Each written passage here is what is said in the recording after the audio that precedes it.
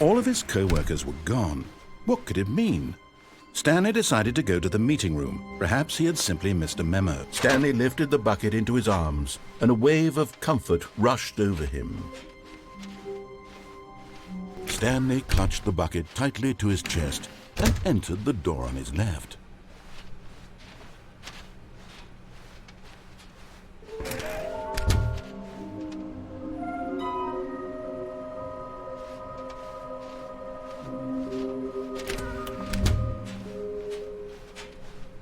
Coming to a staircase, Stanley and the bucket walked upstairs to the boss's office.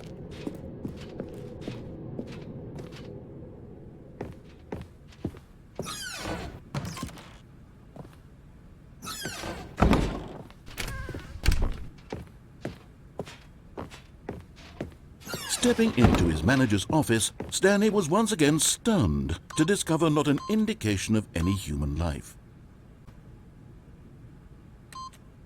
But Stanley guessed the correct code by sheer luck. Was it that the bucket knew all along? Was the bucket guiding him?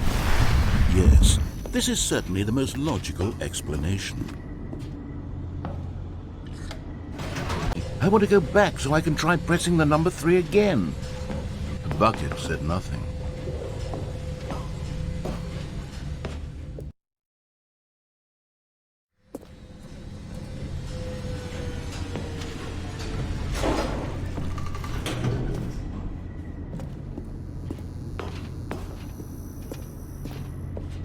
Here we are, said Stanley. Now I'm going to try out that number 3 button. He took the bucket over to the keypad and began absolutely slamming on the number 3 over and over and... Well, he said, the number 3 is such a special button. I'm having the time of my life. Stanley looked expectantly at the bucket, but the bucket remained silent. Perhaps the bucket...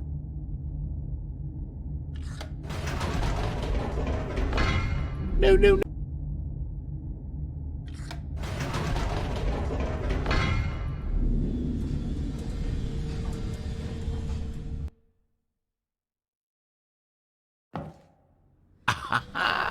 said Stanley. I know what to do.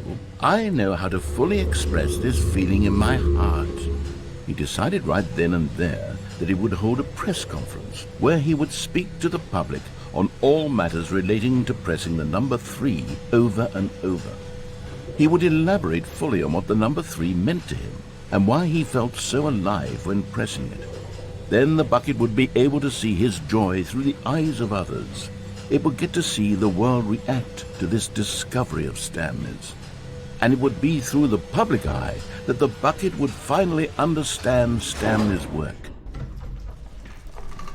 For months he advertised and marketed his press conference, building excitement around it, developing and rehearsing it, until it couldn't be refined a single measure further.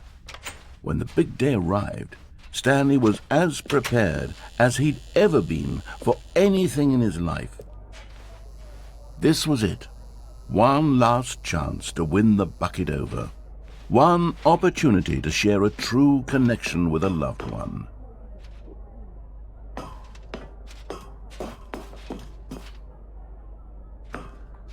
There was no one here.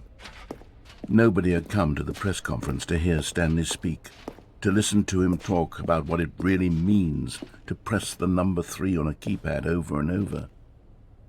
He was unloved, uninteresting, he was a failure, and in that moment Stanley knew that the bucket would never again take him seriously. There would be no connection, no deeper understanding. The bucket merely sat there in his arms, indifferent. And so it began that slowly, over many years, the two of them grew more and more distant. They spoke less and less, neither wishing to state the obvious, that any sense of real respect between them had eroded since that day at the press conference.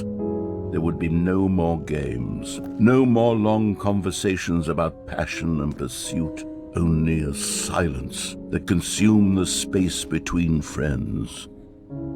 And Stanley, having for once in his life discovered the warmth and comfort of true companionship, was cast back into the unremarkable normalcy of loneliness.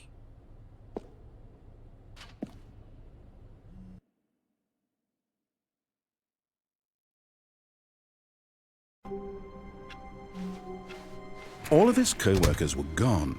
What could it mean? Stanley decided to go to the meeting room. Perhaps he had simply... The confusion and the chaos all seemed to melt away as Stanley embraced the bucket. Stanley clutched the bucket tightly to his chest and entered the door on his left.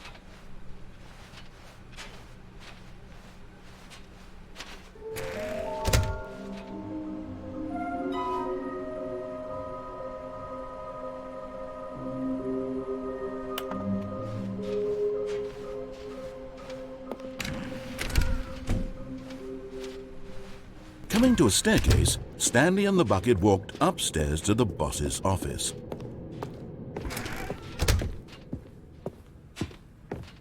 Stepping into his manager's office, Stanley was once again stunned to discover not an indication of any human life. But Stanley guessed the correct code by sheer luck. Was it the bucket knew all along? Was the bucket guiding him? Yes, this is certainly the most logical explanation.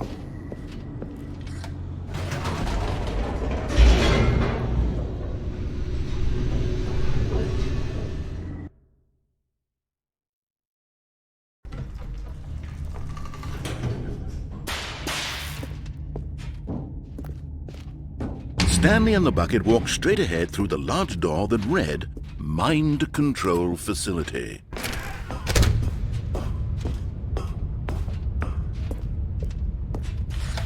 The lights rose on an enormous room packed with television screens.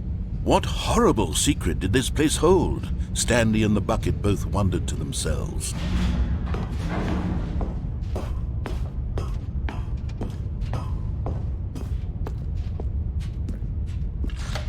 The monitors jumped to life, and Stanley nearly dropped the bucket in shock.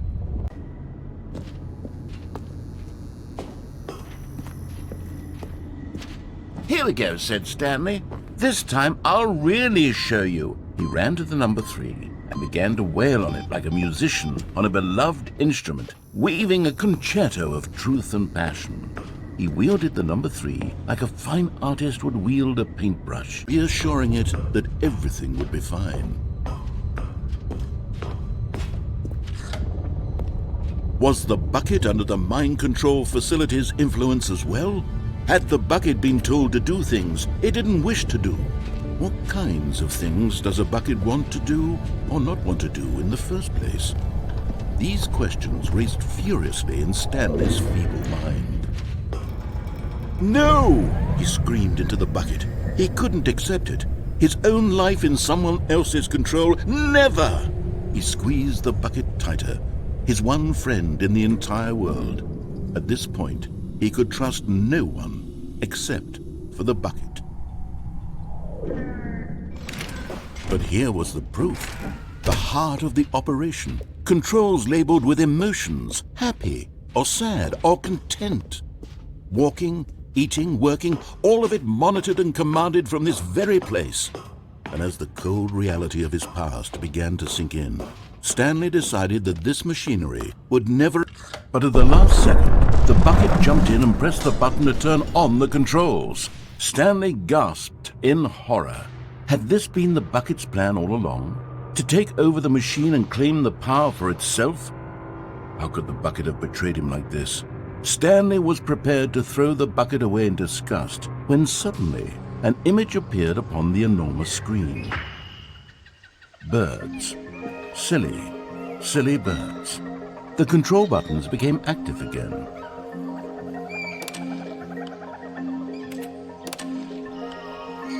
Stanley flipped through one video of silly birds after another, and then it dawned on him. This wasn't a mind control facility at all. It was a facility for monitoring and surveilling silly birds all over the world. The mind controls were only a facade to disguise its true intentions. Had the bucket known this all along? Stanley marveled at the metal genius in his hands, the one who had pointed him towards this incredible discovery. Stanley and the bucket never found freedom because they spent the rest of their lives here in this place, flipping through live streams of the silliest birds imaginable. Of all the possible paths his life could have taken, this one was surely the best. And Stanley was happy.